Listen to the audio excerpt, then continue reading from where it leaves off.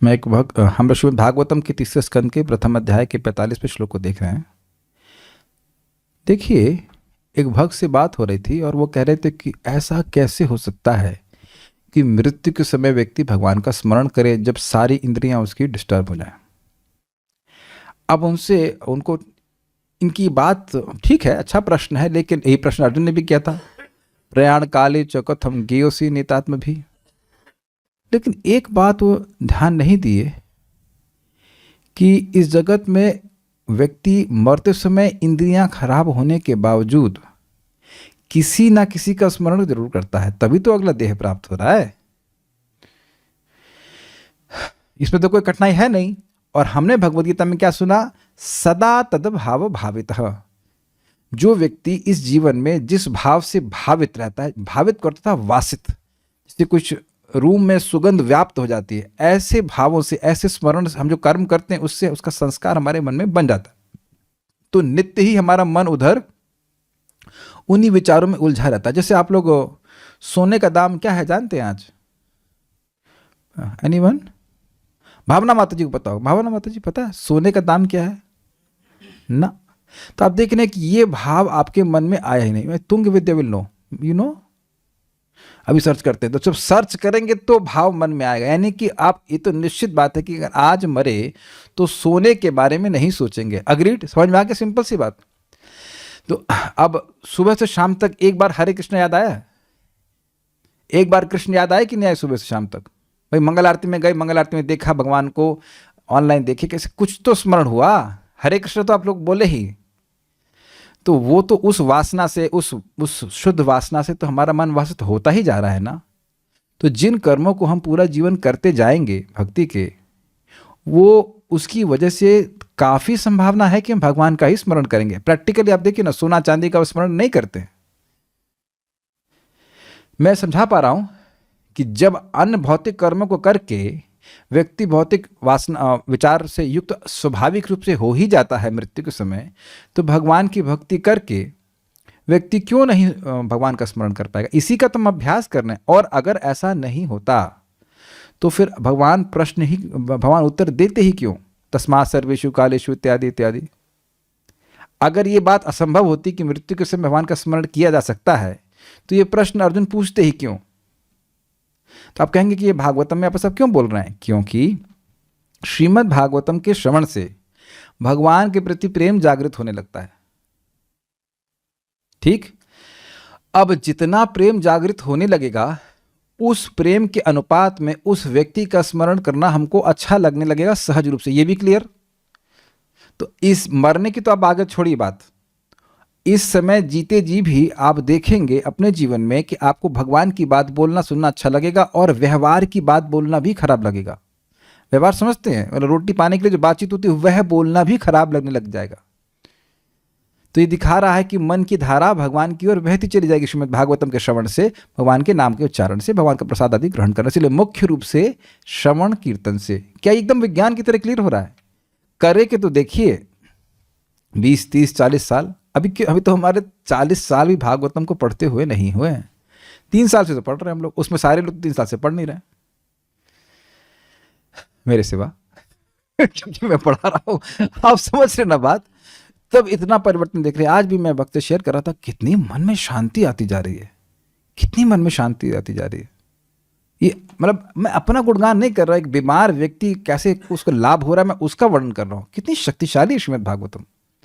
व्यवहार की बातें बोलने भाई अच्छा नहीं लगता है। This very nice, this is most amazing. मतलब जो हम कल्पना भी नहीं कर सकते वैसे लाभ मिल रहे हैं, क्योंकि भगवान ने श्रीमद् भागवतम में अपनी शक्ति रखी है। और श्रील प्रभुपाद अपने तात्पर्य में समझाते हैं, आप लोग समझने का प्रयास कीजिए, भगवान ने हम मनुष्यों को एक विशेष शक्ति दी है और वह है सुनने की।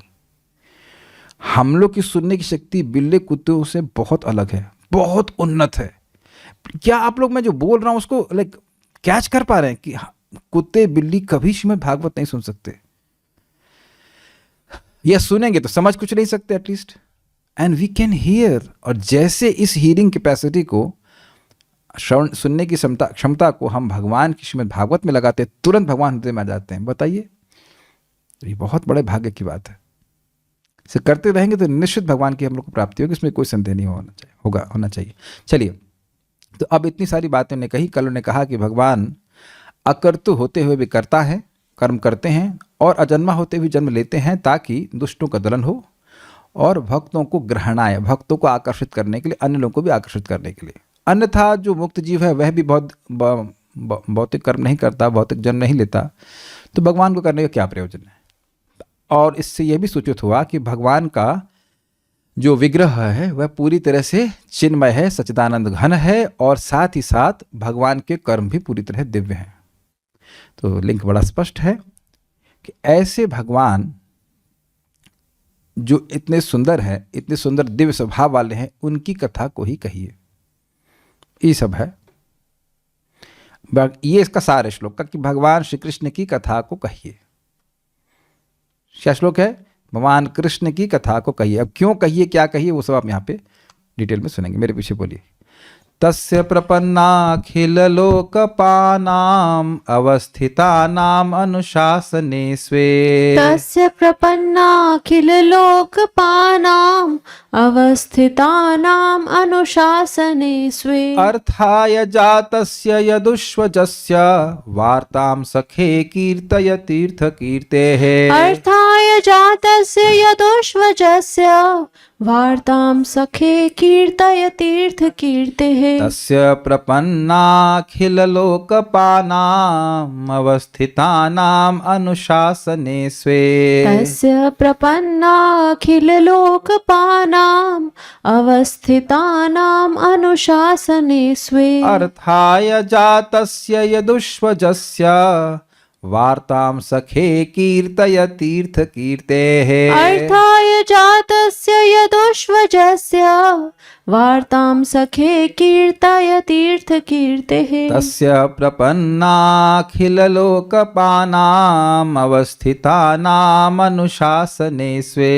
तस्य प्रपन्नाखिल लोकपानाम अवस्थितानाम अनुशासने स्वे। अर्थाय जातस्य यदुष्वजस्य वार्तां सखे कीर्तय तीर्थ कीर्तेः। अर्थाय जातस्य यदुष्वजस्य वार्तां सखे कीर्तय तीर्थ कीर्तेः। तस्य प्रपन्नाखिल लोकपानाम अवस्थितानाम अनुशासने स्वे। तस्य प्रपन्नाखिल लोकपानाम अवस्थितानाम अनुशासने स्वे। अर्थाय जातस्य यदुष्वजस्य वार्तां सखे कीर्तय तीर्थ कीर्तेः। अर्थाय जातस्य यदुष्वजस्य वार्तां सखे कीर्तय तीर्थ कीर्तेः।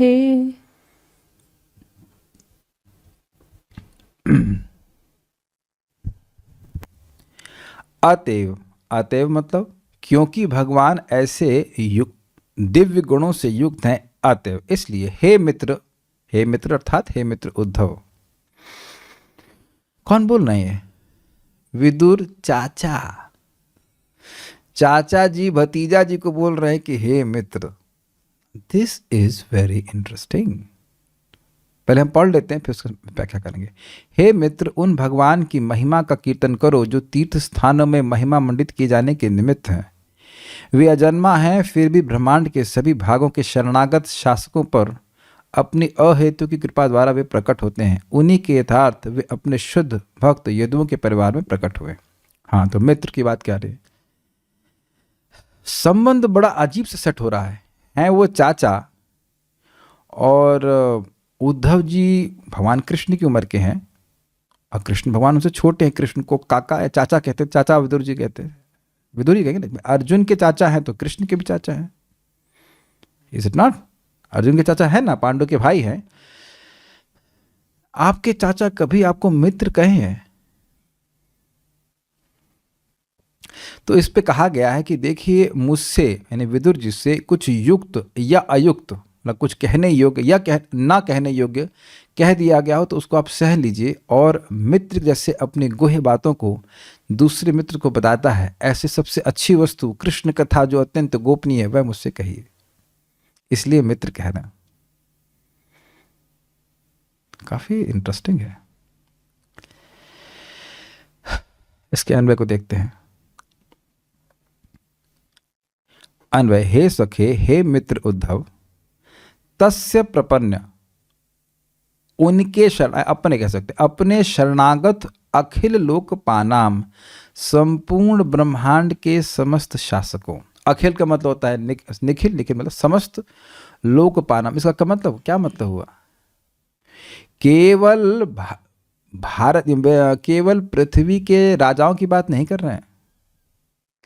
इंद्र, चंद्र, सूर्य, ब्रह्मा जी जो ब्रह्मलोक के शासक हैं, उनके भी, वह भी भगवान के शरणागत हैं। शिव विरिंचि नुतम शरण्यम वृत्यार्थिहन प्रणतपाल भवाब्धिपोतम वंदे महापुरुष ते चरणारविंदम। शिव जी और ब्रह्मा जी भी उनके चरणों में नमस्कार करते हैं। ऐसे हैं भगवान। 14 लोक हैं, उनके लोकपाल जो उनके अधिष्ठाता देवता हैं, इंद्रलोक के इंद्र हैं, चंद्रलोक के चंद्र हैं, सूर्यलोक के विवस्वान आदि, वह भी भगवान के शरणागत हैं। प्रमाण तो आप अभी मैंने दिया भागवत से, और प्रमाण भगवत गीता से भी जानते हैं कि विवस्वान जो सूर्यलोक के अधिष्ठाता देवता हैं, वह भगवान श्री कृष्ण के शिष्य हैं। इमं विवस्वते रोगम प्रोक्त वाहनम अव्ययम विवस्वान मनवे प्राहा मनुरिक्ष्वा कवे ब्रवीत। तो देखिए जो भागवत पढ़नेगा, एटलीस्ट सुनेगा, वह व्यक्ति इतना मूर्ख नहीं हो सकता है जो कह दे कि देवता भगवान के बराबर हैं। जो ना सुने तो अपनी बात कहेगा, वो कहेगा कि अपना हिसाब से, तुम्हारा हिसाब है क्या? तुम्हें इतना हिसाब है कि तुम सांस कितना लिए हो अब तक जीवन में? और पूछ लें कि कितना किलो गेहूं खाए हो अब तक, तो वहाँ तो तुम नहीं कहते हमारे हिसाब से हम इतना किलो गेहूं खाएं, इतना हम हवा पिए हैं। तुम हिसाब केवल भगवान को निर्णय करने में लगा रहे हो। जरा विचार करना चाहिए कि हमारा हिसाब है कितना। बातें कठोर लगेंगी उन लोगों को, लेकिन उनसे पूछो कि किस आधार पर तुम देवताओं को भगवान के बराबर कर रहे हो। देख लीजिए, स्पष्ट है। वो सारे भगवान के शरणागत हैं। जो देवता को भगवान मान रहा है और भगवान कृष्ण की शरण में नहीं जा रहा है, वह मूर्ख यह नहीं जान रहा है कि देवता भगवान के शरणागत हैं। ये जगत में नहीं देख रहे हैं आप, बताइए।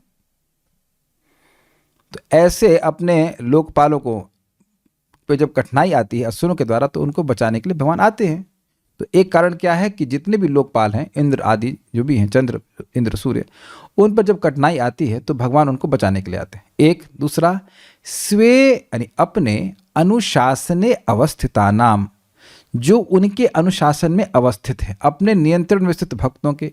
इसका क्या मतलब है भाई? देखिए, बद्ध जीव भगवान के अनुसार नहीं चलता है। यही बद्ध जीव की बद्धता है कि बेचारा सबके हिसाब चलेगा, लेकिन भगवान के हिसाब से नहीं चलेगा।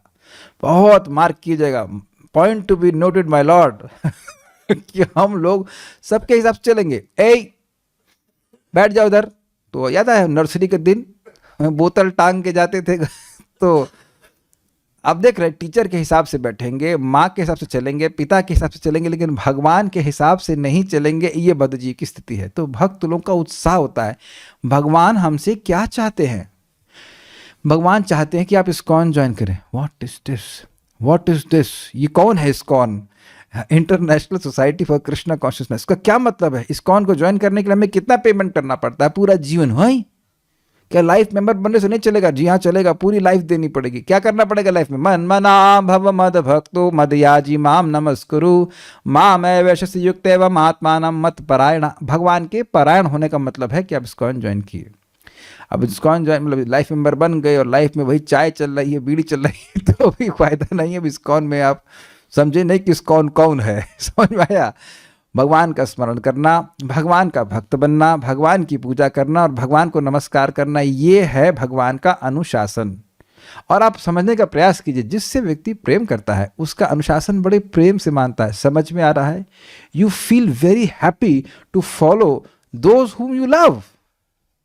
आप देखो ना, जब भगवान ये बोल रहे मन मना भव मत भक्तो, तो हम लोग क्या दोनों तो भीच रहे यार, कहाँ से आ गए पता निकले? नहीं, भक्त लोग भगवान की आज्ञा को सुन करके उत्साह से करते हैं, है कि नहीं? भगवान चाहते हैं कि हम लोग भागवत पढ़ें, हम लोग उत्साह से पढ़ते हैं। भगवान चाहते हैं कि गीता पढ़ें, दूसरों को बताएं, तो हम लोग उत्साह से करते हैं। क्या कोई व्यक्ति इसमें ऑड मैन आउट है? क्या कोई रंज होकर के भागवत में आया है? भाई प्लीज रेज योर हैंड। कोई दुखी आत्मा? कोई रोते रोते आ रहा है, कहाँ फंस गए, कहाँ फंस गए, क्यों भागवत सुनने को मिल रही है? We are all happy serving Krishna, is it not? एक व्यक्ति माइक लाल हाथ खड़ा कर दे कि इसे प्रसाद अच्छा नहीं लगता। अच्छा ना बनाओ एक अलग बात है, लेकिन अगर अच्छा बना तब तो अच्छा लगता है ना भाई।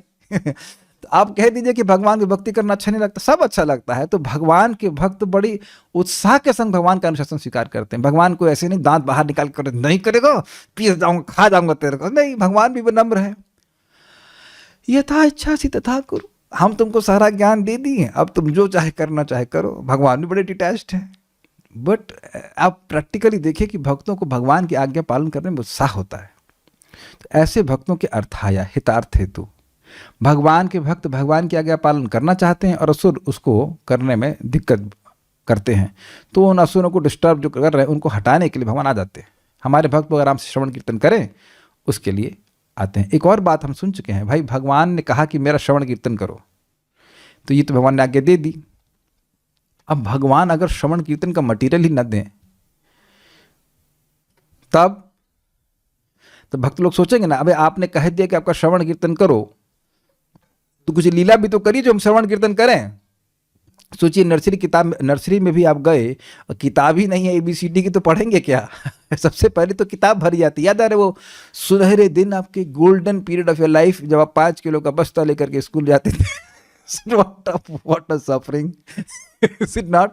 लेकिन अब किताब ही नहीं होती तो पढ़ेंगे क्या? याद आ रहा है वो दिन? याद आ रहा है आपको वो दिन जिस दिन आप एक सब्जेक्ट की किताब रखना भूल गए? कभी हुआ आप लोगों के संग ऐसा? अरे लगता है लोग पढ़े नहीं लोग। हमारे संग तो बहुत बार हुआ कि सोशल साइंस की किताब पढ़ना भूल गए, लेके जाना भूल गए, तो किताब ही नहीं है आपके पास, तो पढ़ेंगे क्या? तो आप मेरी बात समझ रहे होंगे। भगवान ने कहा कि मेरा स्मरण करो, तो कुछ कीजिए ना जो आपका स्मरण करें। आप आएंगे तब ना आपका स्मरण करेंगे। तो इसलिए भगवान उनके अर्थ के लिए कि भाई भक्तों का अर्थ सिद्ध हो जाए, भगवान को लीला, भगवान मेरी कथा अर्थात कृष्ण की कथा सुनने का मौका हो, बोलने का मौका हो, इसलिए भगवान अवतीर्ण होते हैं। पिछले श्लोक से ग्रहण करना पड़ेगा आपको। कहाँ अवतीर्ण होते हैं? यदुषु जातस्य, यदुकुल में उत्पन्न होने वाले अजस्य, अजन्मे। यद्यपि वह यदुकुल में जन्मे हैं, लेकिन अब वो कर्म के अनुसार जन्म नहीं लिए हैं, वो अपनी स्वेच्छा से प्रकट होते हैं, अपने भक्तों के मध्य में प्रकट होते हैं, लीला करते हैं। तीर्थ कीर्ते, तीर्थ स्थानों में जिनके यश का कीर्तन होता है। ये क्या मतलब है? तीर्थ स्वयं प्रसिद्ध हैं संसार से विमोचन करने में, कि वहाँ तीर्थ में जाकर हमारे सारे पाप नष्ट हो जाएंगे, लेकिन उन तीर्थों में भी भगवान के भक्त भगवान का यश बोलते रहते हैं। तीर्थों में जगत की बात नहीं होती है, कुछ समझ पा रहे हैं? तीर्थों में जगत की बात नहीं होती है, तीर्थ में भगवान की बात होती है, उससे तीर्थ की शक्ति बनी रहती है। एक बात। दूसरा बड़ा सुंदर अर्थ किया गया है कि भगवान की कीर्ति ही तीर्थ के समान संसार ताप को नाश करने वाली, संसार के कलमश को नष्ट करने वाली है। इसलिए अगर उद्धव जी कहेंगे कि आप तीर्थ भ्रमण छोड़ करके ये कथा सुनने के लिए लोलुप क्यों हो गए, तो कह रहे हैं कि भाई भगवान की कथा सुनने से सारे तीर्थों का भ्रमण का लाभ मिल जाता है। इसीलिए अगर कथा में वास्तविक रूप से रुचि है तो वास्तविक रूप से तीर्थ भ्रमण करने की कोई जरूरत नहीं है। अब आपने पैसा खर्च करना है और टांगों की एक्सरसाइज करनी है तो जरूर आप जाएं। आप कहेंगे ऐसी बात बोल रहे हैं, आप अपराध कर रहे हैं ना। ये स्वयं नरोत्तम दास ठाकुर जी कह रहे हैं, तीर्थ यात्रा परिश्रम केवल मनिर्भ्रम। याद हुआ आपको? तीर्थ यात्रा परिश्रम केवल मनिर्भ्रम। ऐसा क्यों? अब जहां आपको विरोध हो, चैट ओपन है, आप हमको आप विरोध प्रस्तुत कर सकते हैं। आप ये देखते हैं कि लोग तीर्थ भ्रमण करने के बाद भी वहां पे भी जाके दारू पीते हैं, सिगरेट पीते हैं और लौट के आके भी वही ढाक के 3 पात। या फिर आप प्रसिद्ध कविता जानते हैं, मक्का गए मदीना गए बन के आए काजी और पुरानी आदत नहीं गई रहे पाजी के पाजी। कोई विरोध हो तो आप बता दीजिएगा। हम तो आंखों से देखें, आप लोग आंखों से देखें, गंगा जी का स्नान करते हैं, वही बाहर आके बीड़ी पीते, एकदम आंखों से देखा, सामने सामने। गंगा जी बोलती नहीं है कि भाई ये क्या कर रहे हो। It not? साधु लोग के सामने व्यक्ति थोड़ा संकोच करता है एटलीस्ट। तो जो भगवान का यश बोलता है, सुनता है, वह पवित्र हो जाता है, उसको और किसी तीर्थ में जाने की जरूरत नहीं है। बात तो सीधी ये है। अब यह आप दशम स्कंद में अंत में श्लोक अभी मैं कोट नहीं कर पा रहा हूं, लेकिन स्पष्ट है, वहां लिखा गया है कि जब तक भगवान का यश इस जगत में अवतीर्ण नहीं हुआ था तभी तक गंगा जी तीर्थ थी। गंगा जी अभी भी तीर्थ हैं, लेकिन जिस प्रकार से भगवान का यश किसी जीव को पवित्र करता है उतना कोई चीज नहीं पवित्र करती। ये प्रथम स्कंद के प्रथम अध्याय में कह दिया है। यद पाद संश्रया सूता मुनयः प्रशमायनः सद्यः पुनन्ति पस्पृष्टा स्वर्धन्यापोनुसेवया।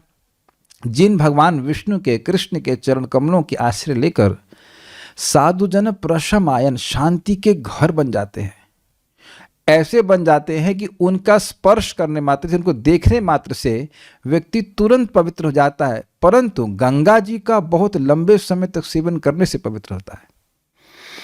तो भगवान का यश इतना शक्तिशाली है।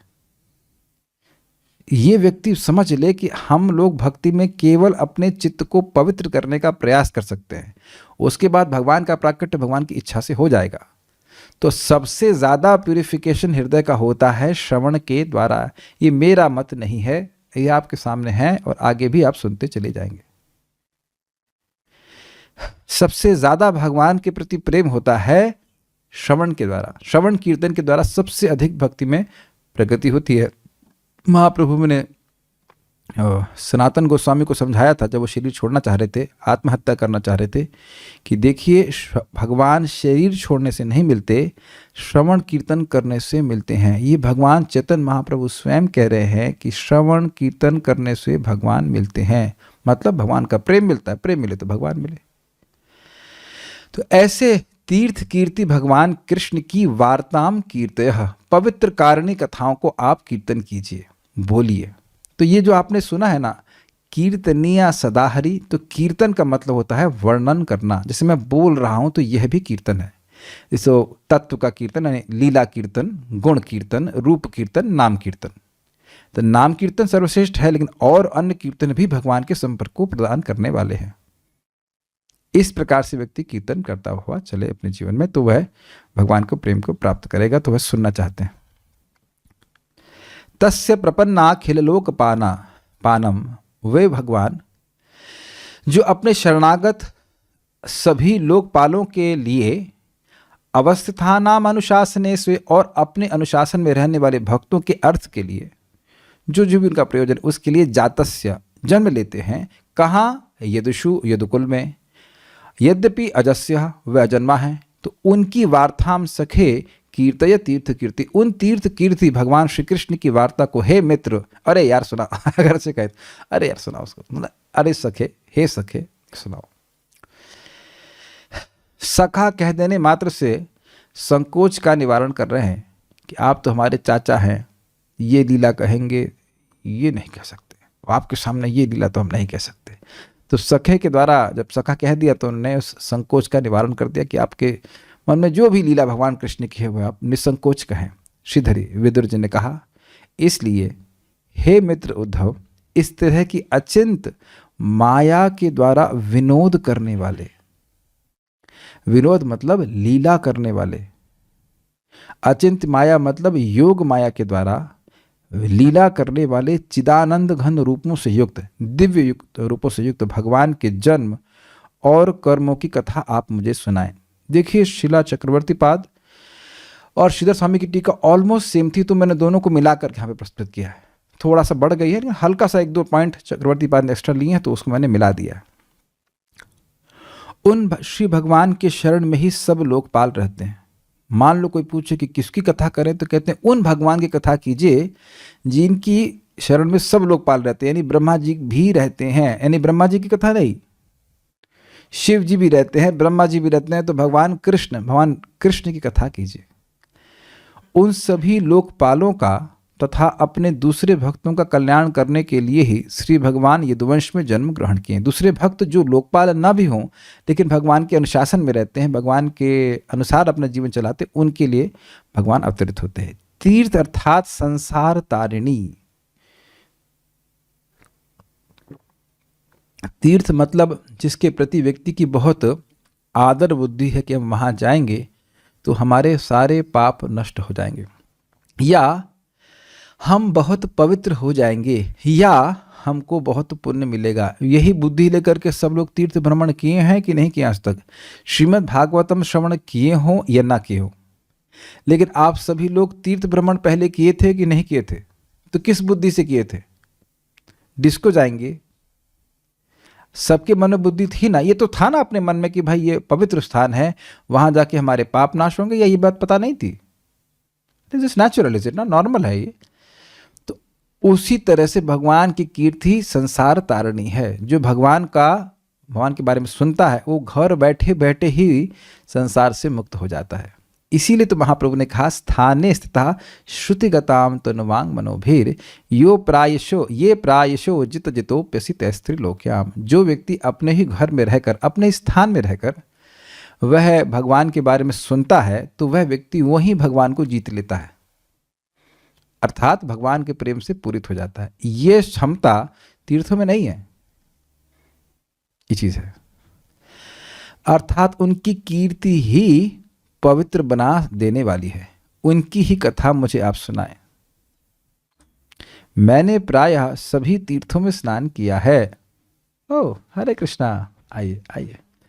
मैंने प्रायः सभी तीर्थों में स्नान किया है, अतः उन सभी तीर्थों के साफल्य हेतु अब आप मुझे कृष्ण नामक प्रसिद्ध तीर्थामृत में स्नान कराएं, यह भाव है। यह शिला चक्रवर्ती पाद की टीका है। सब जगह स्नान कर आए, लेकिन वो पवित्रता नहीं आई जो कृष्ण कथा के श्रवण के द्वारा आई। इसीलिए भगवान श्री कृष्ण का ही उद्गार आप 10वें स्कंद में सुनेंगे, यत् तीर्थ बुद्धि सलिलेश न करहिचित जनेष्वभिज्ञेषु स एव गोकरः। व्यक्ति तीर्थ में जा रहा है और उसकी प्लीज वेलकम उसकी तीर्थ बुद्धि किस में है? जल मात्र में। केवल जल ही तीर्थ है। लेकिन वहाँ जो रहने वाले अभिज्ञ व्यक्ति हैं, जो भगवान के तत्व को जानते हैं, उनके संग में जाकर के वह नहीं सुनता है तो क्षमा करें, लेकिन कठोर शब्द भगवान कृष्ण का है। कहते हैं स एव गोखरः, वही गधा है और वही गाय है। मतलब ऐसे सब जा रहा है। स एव गोखर का मतलब हो गया कि जो गधा है और गाय है वह गधा और गाय नहीं है। जो तीर्थ में जाकर भगवान के बारे में नहीं सुन रहा है, केवल लस्सी पीने के लिए आया तो वही गधा है, वही मतलब गाय है। बड़ा कठोर शब्द है ना। मतलब जगत में देखा जाता है कि लोग, कहीं आप देखेंगे, हम प्रैक्टिकली देखते थे बलराम हॉल में, लोग, घर में से बोला नहीं चाहिए, धाम में आए अच्छी बात है, लेकिन कथा के बैठे 10 मिनट के बाद ऐसा लग रहा है कि उनको नीचे कोई तवा लग जाए, ऐसे भागेंगे। देखा आपने? मतलब एक 15-20 मिनट भी वो कथा नहीं सुनेगा, ऐसे भागेंगे, ऐसे लग रहा है कि पता नहीं क्या बोलते रहे। और 10 मिनट में भी वो फोन चक्कर, मतलब सुना ही नहीं जाता, उनको सुना ही नहीं जाता। अगर आप लोगों को लग रहा है कि आप लोग स्पेशल नहीं हैं, तो अपने संग किसी एक नए व्यक्ति को कथा में लाने का प्रयास कीजिए, तब समझ में आ जाएगा कि आप कितने स्पेशल हैं। इसीलिए मेरा हृदय तो सभी भक्तों के, सभी श्रोताओं के प्रति आदर और सौहार्द और प्रेम से भर जाता है। भाई क्या बात है, इतने सारे झंझट होने के बाद भी कथा में वीडियो ऑन करके आ रहे हैं, डेटा खर्च कर रहे हैं भगवान की कथा सुनने में। कथा तो वीडियो ऑफ करके भी सुन लेते, नहीं, प्रमाणित कर रहे हैं कि भैया हम सिंसियर हैं। क्या समझ रहे हैं आप? हम सारा काम छोड़ करके सुनेंगे। This is amazing. Interest in Krishna consciousness is extremely rare. किसके शब्द हैं ये? श्री प्रभुपाद जी के। Interest in Krishna consciousness is extremely rare. अगर आपके जेब में कोई, हाँ प्रभु, जो 2-4 किलो सोना पड़ा हो, भगवान करे रहे, क्या नाम है, नारद प्रिय प्रभु, तो आदमी संभल के चलेगा ना, अरे भाई कोई चोरी ना कर। 2-4 किलो सोना तो बहुत ज़्यादा हो जाएगा, चलो 100 ग्राम सोना भी होगा तब भी आप चिंतित हो जाएंगे ना, ये चोरी तो ना कर ले, चोरी तो ना कर ले। उसी प्रकार से जो कृष्ण कथा में रुचि है, ये अत्यंत उत्कृष्ट चेतना की सूचक। हाँ हाँ हम समझ रहे हैं, आप आपकी क्लास में मारती रहे इसलिए मक्खन मार रहे हैं। भाई नहीं, ऐसा नहीं, ऐसा नहीं है। शास्त्र के अनुसार हम बोल रहे हैं। Extremely rare. पुण्य बिना तो श्रवण इच्छा ना उत्पद्यते, अर्थात भागवत सुनने की इच्छा ही नहीं आएगी, लस्सी पीता रहेगा। तो ये सब बात है कि भाई हमने बहुत घूम लिया। जो 36 साल तीर्थ भ्रमण किया है अवधूत वेश में, अब सुनिए फिर से मैं क्या कह रहा हूँ, जो 36 साल अवधूत वेश में बिल्कुल मतलब किसी को दिखाई में नहीं पड़ा वो कौन है, वह अब कृष्ण कथा सुनना चाहते हैं। तो अब समझ लीजिए कि कृष्ण कथा कितनी उपाध्य है। उपाध्य समझते हैं कितनी उत्कृष्ट, कितनी श्रेष्ठ है। हमारा जीवन सेंटर्ड हो जाना चाहिए इस चीज़ के लिए। हमें कृष्ण कथा करनी है, सुननी है, और हमें कृष्ण का, भगवान श्री कृष्ण का नाम जप करना है।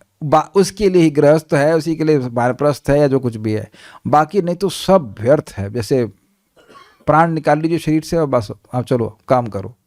व्हाट, क्या काम करें?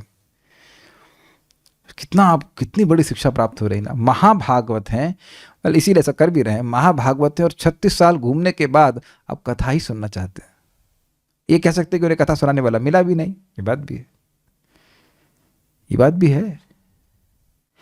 क्रम संदर्भ, ये बात है, प्रथम स्कंद के प्रथम अध्याय में ही बोला गया है कि सूत गोस्वामी जी, सूत जाना से भद्रम ते करके है, कि वह चाह रहे थे त्वम नः दर्शितम नो। आप देखिएगा प्रथम स्कंद का प्रथम अध्याय का सेकंड लास्ट श्लोक देखिए, त्वम नः ऐसे करके श्लोक है, धाता शब्द करके उसमें आता है कि देखिए, श्लोक भूल रहा हूं, कि हम लोग कथा सुनना चाहते थे लेकिन कोई सुनाने वाला ही नहीं था। हजारों ऋषियों में कोई एक व्यक्ति भी नहीं था जो इन्हें भागवत सुना सके। दुस्तरम करके श्लोक है, कली सत्व हराम पुमसाम ऐसे करके, कर्णधारा इवार्णवम ऐसे करके श्लोक है। कर्णधार के रूप में आप हमारे सामने शुद्ध गोस्वामी आ गए हैं और भागवत हमें सुना रहे हैं। सारे क्षण, सारा समय हम आपको कथा के लिए देते हैं, आप सुनाइए कथा। तो इस प्रकार का भाग्य मानकर कह रहे कि हमें भगवान की कथा को सुनाइए। क्रम संदर्भ, अब बड़ा रुचिकर बात है, वो क्यों कथा सुनना चाहते हैं, सुनिए। ओह, मैंने प्रभास में, स्पेलिंग मिस्टेक है, मैंने प्रभास में, प्रभास गुजरात के पास में है, और वहां उन्हें सुना था कि यदुकुल का नाश हो गया है। किसने? विदुर जी ने सुना था। तो कह रहे मैंने प्रभास में उस दुर्वार्ता का श्रवण किया कि यदुकुल का नाश हो गया, भगवान कृष्ण अपने धाम को चले गए, इत्यादि इत्यादि, किंतु इस संबंध में आपसे कोई स्पष्ट उत्तर नहीं मिला कि हुआ क्या। जो विवरण मैंने सुना है उससे निश्चित ही शोक उत्पन्न होता है। क्यों? क्योंकि यह सुना कि यदुकुल वंशी सब मारे गए। मारे नहीं गए थे। किसी जो व्यक्ति बहुत प्रेमी है उसके मरने की खबर ही कितना दुख देती है ना, जिससे बहुत प्रेम होता हो। तो यदुकुल वंशी मारे नहीं गए थे, लेकिन अब सुने यही कि मार दिए गए, आपस में लड़के वो मर गए, तो कितना दुख हुआ होगा उनको। उससे निश्चित ही शोक उत्पन्न होता है, हमको बहुत दुख हो रहा है। अतः भगवान का विशेष स्मरण करने हेतु मैं उनकी जन्म आदि लीलाओं को सुनने का इच्छुक हूं, इसके लिए कहते हैं तस्यादि। समझ में आया? क्योंकि मैंने यह सुना है, सुन लिया कि कृष्ण की मृत्यु हो गई, भगवान कृष्ण की मृत्यु नहीं हुई, लेकिन मैंने ऐसा सुन लिया, तो इस शोक, इससे मैं बहुत शोकाकुल हूं, तो मैं भगवान कृष्ण की जन्म की लीला सुनना चाहता हूं। ये सब क्या है? एक छोटा सा पास टाइम सुनाएंगे, को समझ में आ जाएगा। देखिए, जब भक्त लोग भगवान की लीला को सुनते हैं तो उसमें आवेशित हो जाते हैं। एक भक्त थे, उनका नाम था महाराज कुलशेखर। बड़े विनोदी। अब भगवान राम के बहुत बड़े भक्त, तो उनको पंडित लोग आके भगवान राम की कहानी सुनाते, तो कथा सुनाते, तो उसी में आविष्ट हो जाते। तो सब पंडितों को पता था कि इनको यह नहीं सुनाना है कि सीता का अपहरण हो गया है। इनका दिमाग खराब हो जाएगा। तो एक दिन कोई नए पंडित जी आए और उन्होंने सुना दिया। अब तो कुलशेखर महाराज का एकदम आग बबूला हो गया, इस रावण को हम नहीं छोड़ेंगे, अब सेना निकालो। अब राजा बोल रहे तो कैसे मना करें, सेना को तैयार करो, हम चढ़ाई कर देंगे। तो अब कोई, किसी की हिम्मत ही ना हो कहने की उनको रोक सके। तो इतने में कोई सब हो गया, जब व्यवस्था हो गई सेना के चलने की, तो इतने में कोई पंडित जी आए, बोले ओ माता सीता भगवान श्री राम के पास वापस आ गई। अच्छा अच्छा, ठीक है। तो आप कहेंगे पागल आदमी है क्या? लेकिन पागल नहीं है, ऐसे भाव में भक्त हो जाते हैं। महाप्रभु को एक ब्राह्मण ने प्रसाद के लिए बुलाया। महाप्रभु साउथ इंडिया में थे, तो लौट के आए, कुछ नहीं बना है। तो कहने क्या करें, और लक्ष्मण जी कुछ लेके आए नहीं, और रामायण पढ़ रहे थे, लक्ष्मण जी कुछ लेके आए नहीं, तो माता सीता ने कुछ पकाया ही नहीं है। महाप्रभु तो उनके भाव को बहुत सराहे। तो फिर अब तो इधर उनको बाह्य चेतना आई, तो फिर जल्दी जल्दी भगवान का भोग लगा करके फिर महाप्रभु खिलाए। तो ये सब दिव्य भक्तों की ऐसी स्थिति होती है। तो यद्यपि विदुर जी भी ज्ञानी है, मतलब ज्ञान in the sense he has knowledge कि भगवान को नहीं मारा जा सकता, लेकिन वो खबर सुन करके उनको बहुत शौक हुआ। तो कहते हैं आप जन्म की लीला सुनाए। जैसे बहुत कोई कड़वी चीज सुन खा लेते, तो क्या करते हैं आप, मीठा चीज खिलाओ, तो ये रहता है। तो भगवान की विरह की लीला सुनने में भक्तों को अच्छा नहीं लगता है, तो कह रहे भगवान के जन्म के, भगवान के आविर्भाव की लीला को सुनाइए। हाँ, एक भक्त ने श्लोक भेज दिया, त्वम नः संदर्शितो धात्रा दुस्तरम निस्थितिर्षताम कली सत्वहरम पुंसाम कर्णधारण इवार्णवम। तो यही श्लोक प्रथम स्कंद का है, प्रथम अध्याय का 22वां श्लोक है। उसमें वो बोल रहे हैं कि हम भागवत सुनना चाहते थे लेकिन कोई सुनाने वाला ही नहीं था। तो वहाँ पे भी वे भागवत के महत्व को सूचित करना है। शौनकादि ऋषि बाल प्रबोधिनी सखे इस संबोधन के द्वारा किंचित युक्त अथवा अयुक्त यदि मैंने कहा हो तो उसको आपको सहन कर लेना चाहिए। अब मैं कितने लोग के बारे में पूछ रहा था, कृष्ण बलराम के बारे में पूछ रहा था, कभी दुर्योधन के बारे में पूछा नहीं था, मतलब बहुत से लोगों के बारे में पूछा। कहीं हो सकता हो कि मेरे इस वक्तव्य से आपको बुरा लग गया हो, लेकिन हे सके एक मित्र दूसरे की बात को सहन कर लेता है और आप मेरी भाव को भी समझ रहे हैं, इसलिए आप सहन करके जो गोही बातें हैं भगवान की लीला को उसको आप मुझे बताइए। और भगवत वार्ता को अवश्य कहना चाहिए, ये सूचित होता है। भाई क्या मतलब है? उद्धव जी भगवान के शुद्ध भक्त हैं, तो आप देखिए एक भक्त जब किसी अन्य भक्त से मिलता है तो वो वही बात करता है जो दोनों को पसंद हो। जो कर्मी लोग हैं वह भी ऐसे करते हैं, है कि नहीं? दिन भर बातें करते, एक ही बतिया सारी रतिया पूरी रात वही बात करते रहते हैं, ये खाया ये पिया, ऐसे ऐसे बातें करते हैं। तो कह रहे आप हमारे मित्र हैं, आपको भी भगवान के बारे में बात करना अच्छा लगता है, आप जानते हो कि हमको भी भगवान के बारे में सुनना अच्छा लगता है, तो आप जरूर बताइए। ठीक, निश्चित ही तीर्थ यात्रा के लिए कृत संकल्प आपका यह है। कथा श्रवण की इच्छा किस प्रकार हो सकती है? ये कथा क्यों सुनने लगे? 36 साल तो आप किसी को बोले ही नहीं, ये एकदम से कथा सुनने की इच्छा क्यों हो गई? यदि यह शंका हो तो कहते हैं कि तीर्थ कीर्ति अर्थात तीर्थ रूपा जिनकी कीर्ति है, ऐसे भगवान श्री कृष्ण की कथा को आप सुनाएं। तीर्थ पर्यटन का कार्य तो भगवत यश के श्रवण से ही हो जाएगा, यह भाव है। अब मुझे नहीं करना तीर्थ भ्रमण, आप मिल गए, हम कथा सुनेंगे, उससे ज्यादा और क्या पवित्र कर देगा व्यक्ति। तात्पर्य, ब्रह्मांड भर में नाना प्रकार के लोकों में असंख्य शासक हैं। सूर्यलोक में सूर्यदेव, चंद्रलोक में चंद्रदेव, स्वर्गलोक में इंद्र, वायु, वरुण तथा ब्रह्मलोक में देवता जिसमें ब्रह्मा जी निवास करते हैं। स्पष्ट है, ये सभी भगवान के आज्ञाकारी सेवक हैं। जब भी विभिन्न ब्रह्मांडों के असंख्य लोकों के प्रशासन में कोई विपत्ति आती है तो उनके शासक भगवान से प्रकट होने के लिए प्रार्थना करते हैं, वे प्रकट होते हैं। कभी कभी विपत्ति बड़ी अजीब तरह से होती है। जैसे 11वें स्कंद में आप देखेंगे कि ब्रह्मा जी सृष्टि के कार्य में लगे हुए हैं और उनके 4 बेटे, they are very intelligent boys, the 4 Kumar लोग ऐसा कठिन प्रश्न करते हैं कि ब्रह्मा जी चक्कर खाते नहीं, समझ नहीं आ रहा है। तो उतने में ही भगवान हंस अवतार के रूप में प्रकट होकर उत्तर देते हैं। He is not far God. अपने जीवन में आप धीरे धीरे देखेंगे कैसे भगवान छोटी छोटी चीज़ों में भी हमारी मदद कर रहे हैं। जैसे जैसे आप कृष्ण भावना भावित होते चले जाएंगे, देखने का सामर्थ्य हो जाएगा कि छोटी छोटी चीज़ों में भी भगवान मदद कर रहे हैं, उन पर निर्भर है। और तब और कृतज्ञता बनती है कि भगवान कितना ध्यान रखते हैं, छोटी छोटी चीज़ों के लिए भी भगवान ध्यान रखते हैं। तो भगवान को सब पता है क्या क्या हो रहा है, कहाँ कहाँ दिक्कत हो रही है। इस जैसे हाँ, एक और अभी तीसरे स्कंद में आप सुनेंगे कि स्वयं भुव मनु और शत्रुपा को सृष्टि कर दिए, तो उसी में देखा कि पृथ्वी तो गर्भोदक सागर में गिर गई है। ब्रह्मा जी भी ऐसा सोचते थे, अरे पृथ्वी तो गिर गई, अब मैं क्या करूं? वो सोच ही रहे थे, इतने में इनके नथुने से क्या नाम है, वराहदेव प्रकट हो गए। तो आप देख रहे हैं जहां भी ब्रह्मा जी के लिए कोई सॉल्व करने वाली प्रॉब्लम आ जाती है, ब्रह्मा जी भी सॉल्व नहीं कर पा रहे हैं, उसको सुलझा नहीं पा रहे, तो भगवान वहां प्रकट हो जाते हैं। तो ब्रह्मा जी भी भगवान पर आश्रित है, ये बात बोल रहे हैं। इसकी पुष्टि भागवत में निम्नलिखित श्लोक में पहले ही हुई है। एते चांशः कलाः पुंसा कृष्णस्तु भगवान स्वयं इंद्रारि व्याकुलम लोकम मृडयन्ति युगे युगे। हर युग में जब भी आज्ञाकारी शासकों पर कोई विपत्ति आती है तो भगवान प्रकट होते हैं। क्या सीखा आपने? यदि हम भगवान की आज्ञा पालन कर रहे हैं, एटलीस्ट प्रयास कर रहे हैं, तो कोई विपत्ति तो आएगी, लेकिन उस विपत्ति का निवारण भगवान श्री कृष्ण करेंगे। बिल्कुल आप अपने जीवन में देखना कि भजन में कोई भी कठिनाई आ रही, चाहे आपका स्वास्थ्य का हो चाहे कुछ हो, आपको भले शुरुआत में कुछ लगे कि भाई भगवान ध्यान नहीं दे रहे हैं, लेकिन ऐसा कभी हुआ ही नहीं कि भगवान ने ध्यान ना दिया हो। कुछ भी परेशानी है वो भगवान किसी ना किसी के माध्यम से भगवान आपकी सहायता जरूर करेंगे। कभी भी जप करना बंद ना करें, कभी भी भगवान की कथा सुनना बंद नहीं करें।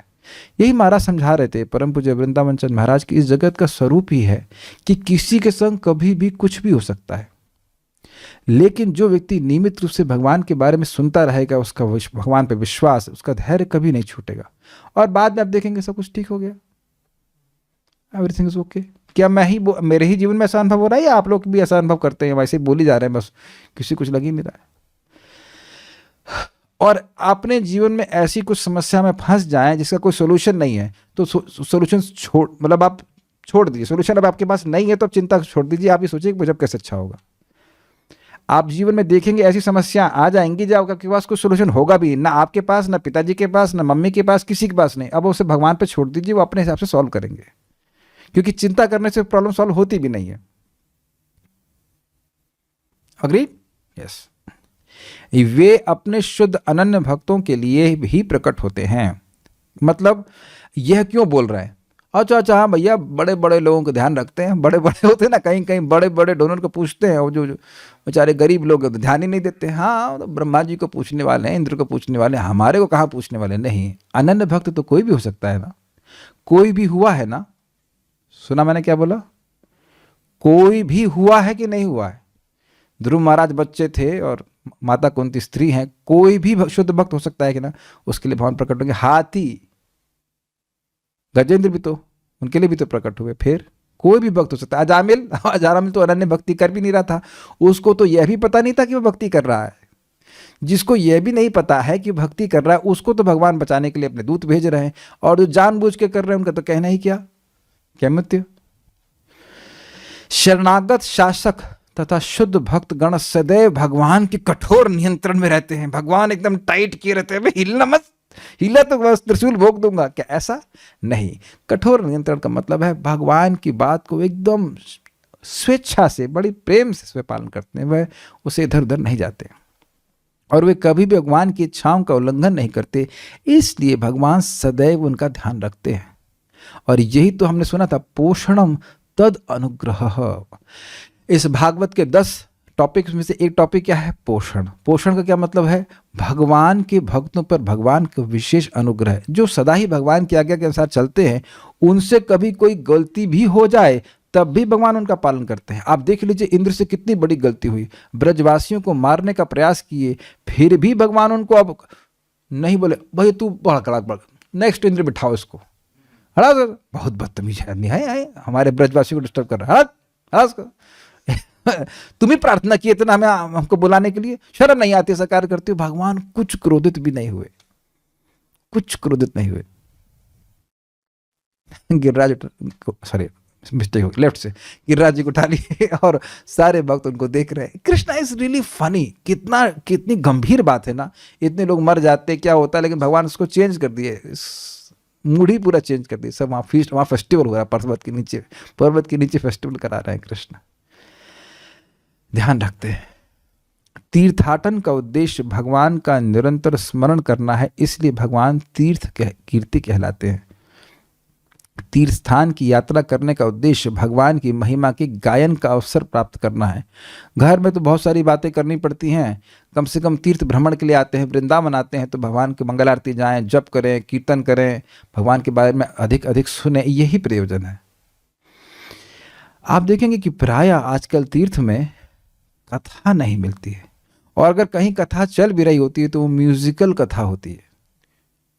हम गलत तो नहीं कह रहे ना, उससे लोगों को कुछ परिवर्तन होता भी नहीं है। और ऐसा भी होता है कि वो जाएंगे, केवल भागवत का चक्कर लगा के आ जाएंगे, ये मैंने आंखों से देखा है। सुनेंगे नहीं, केवल परिक्रमा लगा करके आ गए हैं। तो भगवान अपना प्रसाद की प्लेट में भी ऐसे करते हैं, प्रसाद की प्लेट में प्रसाद को ग्रहण करते हैं कि केवल चक्कर मार के आ जाते हैं। हाँ वही भगवान है, तो भगवान चक्कर मार के चलो करते, वहां तो ग्रहण करते हैं कि नहीं? तो भागवत के चक्कर मारिए, लेकिन भागवत का कुछ ग्रहण भी तो करिए। आप लोग सब भक्त हैं, लेकिन मैं बोल रहा हूं कि ये समझना चाहिए कि इसीलिए तीर्थ भ्रमण किया जाता है कि भाई साधु लोग तो नित्य कथा करते हैं, तो हम भी जाके कुछ सुन लें। अब तो भगवान ने कितनी अच्छी व्यवस्था कर दी, जूम के माध्यम से रोज ही कथा चल रही है, सुन सकता है व्यक्ति। जूम तीर्थ, चलो जूम तीर्थ। आज भी यद्यपि समय बदल चुका है, फिर भी भारत में तीर्थ यात्रा के अनेक स्थल हैं। गौरांग प्रभु बड़ा सुंदर कहते हैं, मेरा भारत महान, उनका एक प्रवचन है, आपने सुना कि नहीं सुना हमको पता नहीं। कह रहे भारत इसलिए महान है क्योंकि हर एक घंटे में एक तीर्थ है। हम गाड़ी से चले तो घंटे में 2 घंटे में आपको एक स्थल मिल जाएगा जहाँ कोई तपोस्थली है, तपोभूमि है, कोई भजन किया है, ऐसे करके। उदाहरणार्थ मथुरा तथा वृंदावन में जहाँ प्रभुपाद जी को हमें ठहरने का अवसर प्राप्त हुआ है, लोग प्रातःकाल 4 बजे से जगकर रात होने तक किसी न किसी रूप में भगवान की महिमा के गायन में लगे रहते हैं। स्पष्ट है, अब देखते हैं किसे सुबह ही आप उठेंगे, 3 बजे भी उठेंगे तो आप देखेंगे लोग परिक्रमा कर रहे हैं, कोई मंदिर जा रहा है, इधर भक्त लोग जा रहे हैं कथा सुनने के लिए, 3:30 बजे लोग भाग रहे हैं। लोग सोचेंगे क्या ये जॉगिंग कर रहे हैं? What is the point? Amazing है। बाहर के लोग भी आते हैं तो भक्तों को, मुझे ही कोई देखे बाबा जी, मुझे बड़ा इंटरेस्टिंग लगा, वो जान रहे नहीं बाबा जी नहीं है, माला लेकर के जा रहा था मंगल आरती के लिए, तो व्यक्ति बाहर का दिखा था, आहा बड़ा अच्छा हुआ, सुबह से बाबा जी के दर्शन हो गए। मतलब ये मतलब बहुत अमेजिंग है, इज इट नॉट? क्या इस भी प्रकार से आप लोग को नोएडा या दिल्ली में दर्शन होता है? नहीं होता है। तो तीर्थों में एक कल्चर होता ही है, लोग तिलक लगा करके जप करते हुए दिखेंगे, यहाँ तक कि स्कूटी पे भागते हुए भी साधु ही दिखेंगे ना, बड़ी बड़ी दाढ़ी लेकर के तिलक लगा करके, ये हो जाता है। Different fashion. ऐसे तीर्थ स्थान की शोभा यह है कि मनुष्य को स्वतः भगवान की पवित्र महिमा का स्मरण हो जाता है। श्री श्री राधा कृष्ण, ये तो कई जगह आपने पेंटेड दिखा है कि नहीं? वृंदावन में चलते चलते भी दिख ही जाते हैं ना, श्री राधा कृष्ण, श्री राधा कृष्ण, राधे राधे, हरे कृष्णा, राधा कृष्ण, जगह जगह यहाँ पे लिखा रहता है।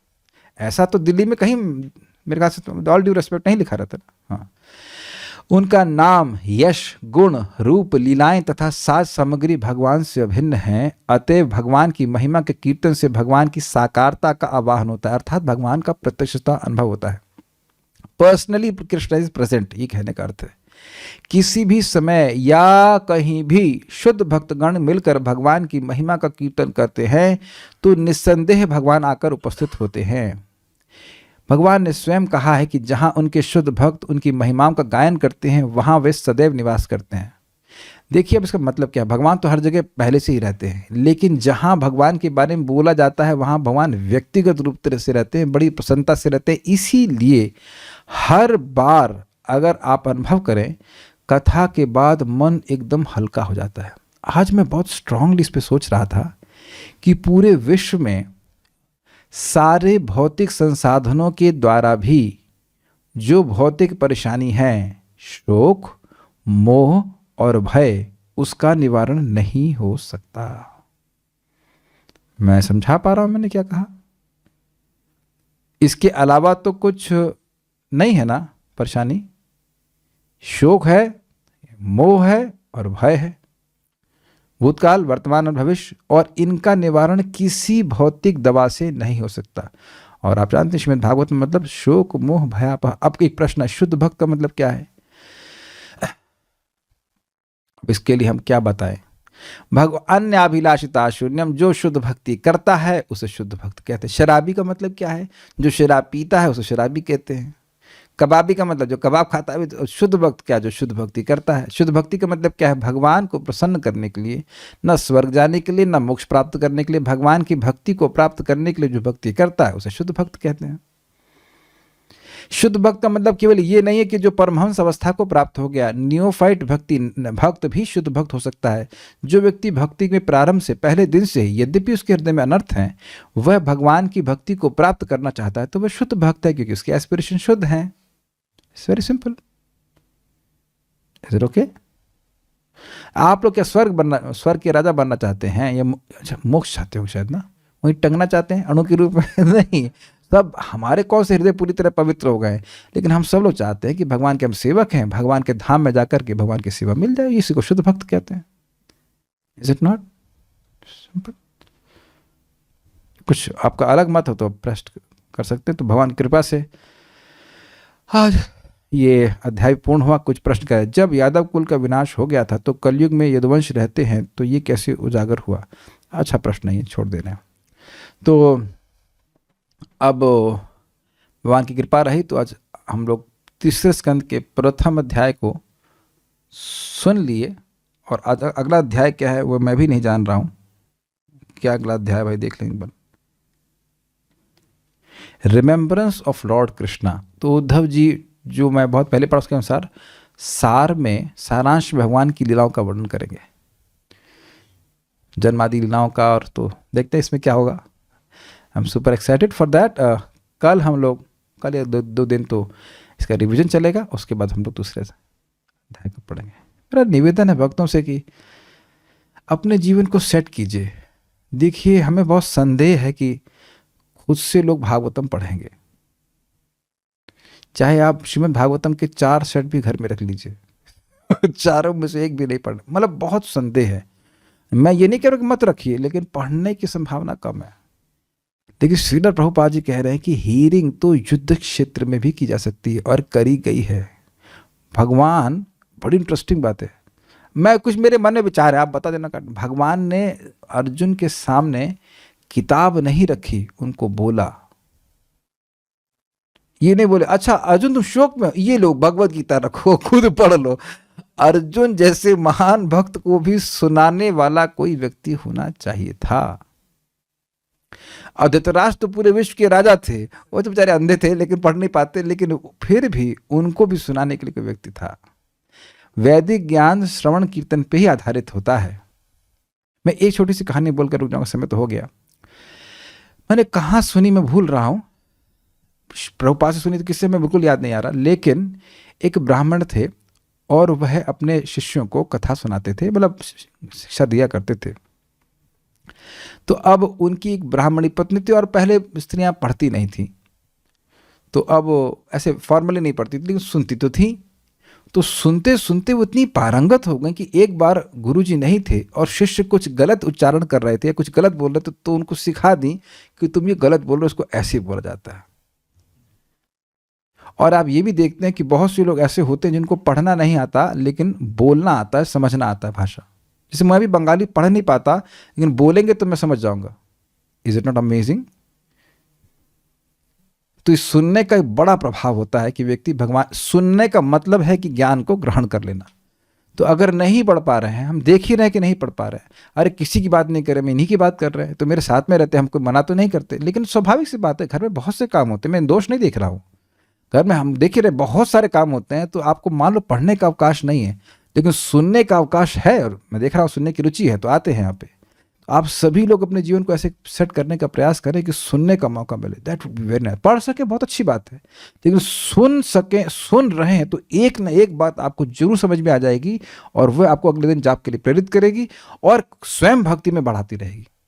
यहाँ तक कि जो शौनक आदि ऋषि हैं वो भी तो किताब लेके नहीं बैठे हैं, वो भी तो सुन ही रहे हैं कोई व्यक्ति बोला था, हाँ सुंदरा माता जी महावीर प्रभु को बोलती हैं, अरे सुनते हैं ये पढ़ते नहीं है। तो शौनक ऋषि से भी आप ये बोलेंगी, आप सुन ही रहे हैं, 18,000 श्लोक बजा के पढ़ के भी आइए। परीक्षित महाराज भी तो किताब नहीं खोले, केवल सुने ही ना। और वहां बोले हैं ना कि जैसे जैसे मैं सुन रहा हूं तो मेरा अंधकार नष्ट हो रहा है। This is reactive hearing. Reaction is that Krishna will attach you to his lotus feet. ये रिएक्शन होगा कि इस भागवत को सुनेंगे तो भगवान आपको अपने में आसक्त कर लेंगे। जी हाँ, सुनने का सबसे ज्यादा प्रभाव होता है, तो कम से कम सुनने के लिए अपने जीवन को सेट करके रखिए। ठीक है, तो हम यहां रुकते हैं। ये क्या बोल रहे हैं भाई? और कुछ है? पारायण नवदा भक्ति में नहीं है। कहां से सुन लिए कि आप पारायण नवदा भक्ति में नहीं है? भागवत के श्लोकों को बोलना ये कीर्तन नहीं है, तो कीर्तन भक्ति है कि नहीं है? तो रीडिंग, हियरिंग सब कुछ भगवान की भक्ति है, लेकिन वो और अच्छी बात है पढ़ भी, लेकिन सुनने से आपको बहुत लाभ होता है। ठीक है, बहुत बहुत धन्यवाद। रुकते हैं, समय हो गया। श्रीमद् भागवतम की जय, श्रील प्रभुपाद की जय, निताई गौर प्रेमानंदे।